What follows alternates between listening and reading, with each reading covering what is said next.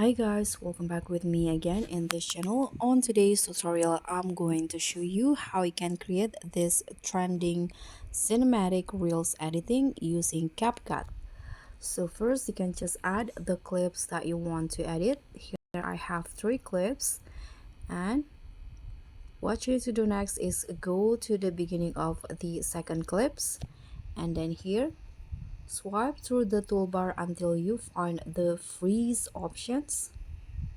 This one, freeze. Now tap on the freeze frame and then make it as overlay. So click on the overlay button, put it under the end of the first clip. Now trim it into only 0.5 seconds like this, and then add 2 keyframes. Sorry, now let's remove the background first. Click on the remove background and use the auto removal. Okay, so after it has been removed, here you can add 2 keyframes on the freeze frame, one at the end and at the start. In here you can just make the